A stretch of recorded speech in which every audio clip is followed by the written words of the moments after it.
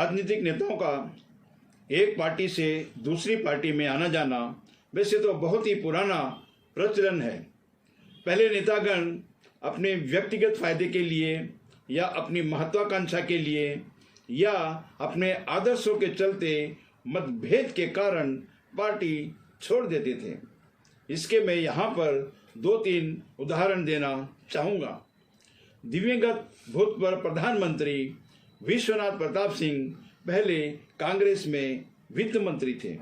जब उन्होंने फेयरफैक्स नामक कानून लागू करना चाहा तो पार्टी की रजामंदी न होने के कारण वो लागू नहीं कर सके और उनको रक्षा मंत्री बना दिया गया। उस पद पर रहते हुए उन्होंने रक्षा सौदे के मामले को उठाया तो दोबारा पार्टी को हजम नहीं हुआ और अंत में अपने आदर्शों के साथ समझौता न करते हुए उन्होंने हमेशा के लिए राजनीति छोड़ने का फैसला लिया और अंत में कांग्रेस पार्टी से इस्तीफा देकर वे राजनीति से संन्यास ले लिया। बाद में सारी क्षेत्रीय पार्टियों ने मिलकर एक अलग से थर्ड फ्रंट बनाया और उन लोगों ने किसी तरह वीपी सिंह को यह कहकर कि देश को उनके जैसे सच्चे नेता की जरूरत है राजनीति में आने के लिए राजी कर लिया। चुनाव के बाद उनको सर्वसम्मति से प्रधानमंत्री घोषित कर दिया गया।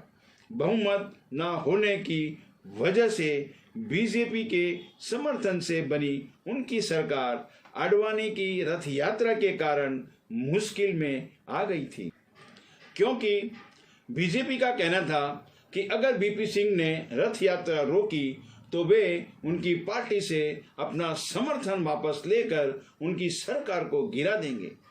जिस प्रधानमंत्री पद के लिए लोग पता नहीं क्या क्या गुल खिलाते हैं, उन्होंने अपने आदर्शों के साथ समझौता न करते हुए बीजेपी के दबाव में आए बगैर एक ऐतिहासिक फैसला देश हित में यह कहते हुए लिया कि सरकारें तो आएंगी और जाएंगी, लेकिन देश के अंदर हर संप्रदाय के बीच भाईचारा होना बहुत जरूरी है और उन्होंने प्रधानमंत्री पद से इस्तीफा दे दिया। शरद पवार 41 साल पहले मुख्यमंत्री बनने के लिए कांग्रेस से इस्तीफा देकर जनता पार्टी की मदद से महाराष्ट्र के मुख्यमंत्री बने थे। बाद में दोबारा 1986 में कांग्रेस में शामिल हुए, लेकिन अपनी महत्वाकांक्षा के चलते 1999 में फिर से कांग्रेस से इस्तीफा देकर अपनी एक अलग पार्टी राष्ट्रवादी कांग्रेस के नाम से बनाई। ऐसा उन्होंने किसी के दबाव में आकर या किसी के द्वारा लालच देने की वजह से नहीं किया था, बल्कि यह उनका अपना व्यक्तिगत निर्णय था। लेकिन हाल ही में भाजपा द्वारा एक नए प्रचलन की शुरुआत की गई है, पेगासस ऐप का दुरुपयोग और अपने दूसरे नेटवर्क के कारण विपक्षी नेताओं की कमजोरियों की मालूमात करके उन पर दबाव बनाकर और लालच का प्रलोभन देकर बीजेपी को ज्वाइन करने की मुहिम चला रखी है। बीजेपी नहीं चाहती कि कोई विपक्षी पार्टी कायम रहे, इसके लिए वह हर भरकस कोशिश करती रहती है। यहाँ भी मैं 2-3 उदाहरण देना चाहूँगा। ज्योतिरादित्य सिंधिया पहले कांग्रेस में थे। मध्य प्रदेश में बीजेपी की गंदी जोड़ तोड़ वाली राजनीति के खेल में उन्होंने भाजपा का साथ दिया और कांग्रेस की चुनी हुई सरकार को गिराने में अपने कुछ एमएलए के साथ भाजपा का समर्थन किया। अफवाहें तो बहुत थी कि एमएलए को तोड़ने के लिए फला करोड़ रुपए का ऑफर दिया गया था, लेकिन सच क्या है पता नहीं। इसके बदले में ज्योतिरादित्य सिंधिया को बीजेपी द्वारा इनाम देते हुए उनको राज्यसभा का सदस्य मनोनीत किया गया और उन पर चल रहे भूमि अधिग्रहण मामलों को भी खारिज कर दिया गया। पौंडुचेरी में तो बीजेपी ने उथल पुथल की राजनीति का कीर्तिमान स्थापित किया। ऐसा जोड़ तोड़ किया गया कि कांग्रेस की चुनी हुई बहुमत वाली सरकार को भी गिरा दिया गया और बाद में कुछ एमएलए के साथ गठजोड़ करके 2021 के चुनाव में किसी तरह अपने अलायंस के साथ सरकार बनाने में कामयाब हो गए। कर्नाटक में भी कांग्रेस की चुनी हुई सरकार को गिरा दिया गया। खरीद फरोख्त की अफवाहें वहां भी जोरों पर थी। वेस्ट बंगाल, महाराष्ट्र, राजस्थान, केरल और दिल्ली वगैरह में भी उनकी लगातार कोशिश हो रही है कि किसी तरह यहाँ की सरकारें भी बदनाम करके बीजेपी की सरकार को कायम किया जाए।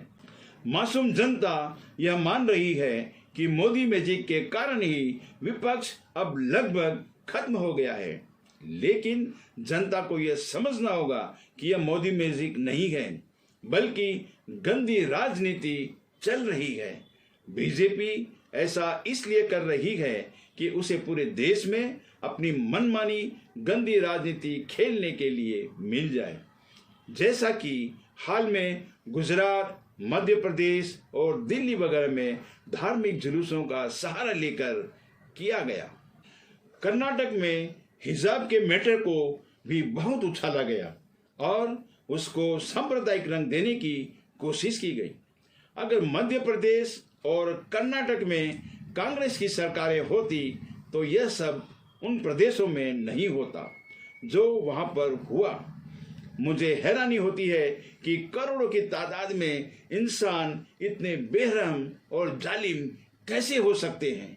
कुछ लोगों का जालिम होना तो हजम हो जाता है, लेकिन करोड़ों की संख्या में एक साथ इतने जालिमों का होना यकीन नहीं होता। हमारे देश की यह विडंबना है कि करोड़ों की संख्या में लोगों ने अपने आदर्शों और धर्म व जीवन के मूल्यों को त्याग दिया है। करोड़ों की संख्या में लोग कायर भी हो गए हैं, डर की वजह से सच को कह नहीं पा रहे हैं। करोड़ों की संख्या में लोगों के दिमाग को भी कुंद लग गया है। उनको सच दिखाई नहीं देता, उनको वह दिखाई और सुनाई देता है जो गोदी मीडिया उनको दिखाना और सुनाना चाहती है।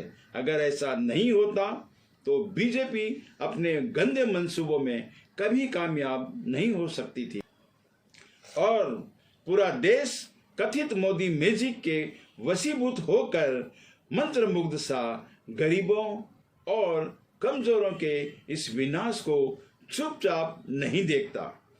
बीजेपी को गरीबों और कमजोरों की सहायता करनी चाहिए। इसकी विपरीत वह उनके घरों और दुकानों को तोड़ रही है। यह कैसी विडंबना है कि बुलडोजरों से यूपी, मध्य प्रदेश, दिल्ली वगैरह में हजारों लोगों के घरों को तोड़कर उनको बेघर कर दिया गया और दुकानों को तोड़कर बेरोजगारी की दलदल में झोंक दिया गया। यह कुकृत्य किसी भी शासक के लिए उसके जुल्म की इंतहा है। मुझे ऐसा लग रहा है कि हम लोग लोकतंत्र के मौलिक अधिकारों को खोकर धीरे धीरे एक सुप्रीमो के अधीन होते चले जा रहे हैं। सारी सरकारी संस्थानें पहले ही उसके इशारों पर नाच रही हैं। इससे पहले कि हम लोग पूरी तरह से सुप्रीमो के हाथों की कठपुतली बन जाएं, हम सभी को मिलकर इस गंदी राजनीति को समझना होगा। हम सभी को मिलकर इस गंदी राजनीति को मोदी मैजिक नहीं बल्कि इसके पीछे के जुल्म और अन्याय को समझना होगा और बीजेपी के मंसूबों को नाकामयाब करना होगा। ऐसा करने के लिए हम सब लोगों को वीपी सिंह की तरह देश हित में सोचना होगा। लालच और स्वार्थ का त्याग करते हुए कायरता के दामन को भी छोड़ना होगा। इंसानियत की नज़र में सभी धर्मों को समान रूप से देखना होगा और चुनाव के वक्त वोटिंग अपने विवेक से अपनी आत्मा और जमीर को जिंदा रखते हुए देश हित में करनी होगी। अब आप लोग विपक्ष के भरोसे मत रहिए। उनको तो बीजेपी वैसे भी खत्म करने में लगी हुई है। विपक्ष के नेताओं से भी मेरी ये गुजारिश है कि आप लोग दलगत स्वार्थ नीति से ऊपर उठकर देश हित में एकजुट हो जाइए और प्लीज पैसे के लालच में या और किसी के दबाव में आकर बीजेपी को ज्वाइन मत कीजिए। एकजुट होकर एक मजबूत विपक्ष बनाइए। और अंत में मैं यही कहना चाहूँगा कि हम सब लोगों को इंसानियत जिंदा रखते हुए देश हित में सोचना होगा। इसी के साथ मैं आप लोगों से विदा लेता हूँ। जो लोग चैनल पर नए हैं प्लीज़ सब्सक्राइब कर लें, बेल आइकन के बटन को भी दबा लें ताकि मेरे नए वीडियोस की नोटिफिकेशन मिलती रहे। अगर किसी को ये वीडियो पसंद आया है तो लाइक, कमेंट और शेयर करना ना भूलें। जय हिंद।